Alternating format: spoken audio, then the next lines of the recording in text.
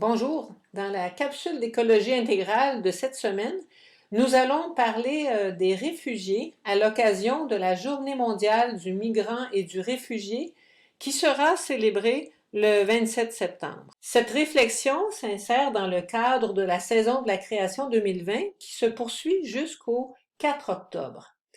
Vous vous demandez peut-être quel peut être le lien entre une saison de la création et le problème des réfugiés. Suivez-moi, on va le découvrir tranquillement. Pour commencer, je vous amène encore une fois dans la Bible. Voici ce qu'écrivait le prophète Osée environ 850 ans avant Jésus-Christ. C'est pourquoi, dans le pays, la sécheresse va sévir. Il dit, c'est pourquoi? Parce qu'il voit ça comme une conséquence de l'infidélité du peuple. La sécheresse va sévir, tous ses habitants vont dépérir. Avec les bêtes des champs dans les champs et les oiseaux dans les airs, même les poissons dans la mer sont condamnés à disparaître. On ne mettra pas ça sur le dos d'une punition de Dieu, mais à toutes les époques, les êtres humains ont eu à souffrir de problèmes de famine dus à des catastrophes naturelles, à des sécheresses, à des inondations, à des tempêtes, des cyclones qui détruisent tout. Ça existait au temps biblique, ça existe aujourd'hui et ça va exister de plus en plus parce que les écosystèmes qui supportent notre vie sont en train de se dérégler. Tous les systèmes là, bioclimatiques sont en train aussi de se dérégler. Donc, les conditions défavorables à la vie vont se multiplier. Et on a déjà beaucoup de réfugiés dans le monde. On parle des fois de 65 millions de réfugiés.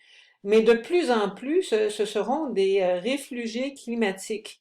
Leur nombre va augmenter d'une manière assez drastique dans les prochaines années.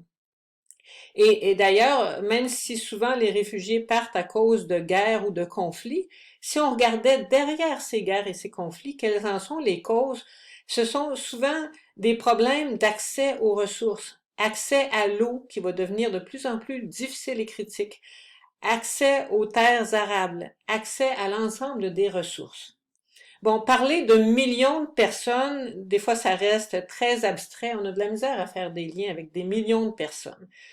C'est pour ça que j'aimerais vous parler d'une jeune fille en particulier qui s'est retrouvée réfugiée climatique. Elle vivait dans un petit village aux Philippines et en 2013, je ne sais pas si vous vous en souvenez, il y a eu l'ouragan, le typhon Haiyan, qui était un typhon qui a amené beaucoup de destruction, des morts, donc des villages entiers détruits. Et Marinelle Ubaldo était toute jeune, a vécu cela, puis elle l'a raconté, puis elle est devenue un genre de militante pour le climat. Et elle raconte son expérience quand le typhon est survenu dans son village. Tout a été détruit. Elle a eu évidemment très peur, puis ça reste marqué dans son esprit. Les pleurs des enfants, les adultes qui criaient au secours. Puis après ça, elle note tout ce qu'elle a perdu. Heureusement, elle n'a pas perdu sa famille, mais toute sa vie, c'est comme trouver effacé d'un seul coup les souvenirs, les petits trésors qu'on accumule, ses diplômes, toutes les photos. Ceux qui ont vécu au Saguenay, le déluge de 96, il y en a qui ont connu ça, notre vie comme disparaît d'un seul coup.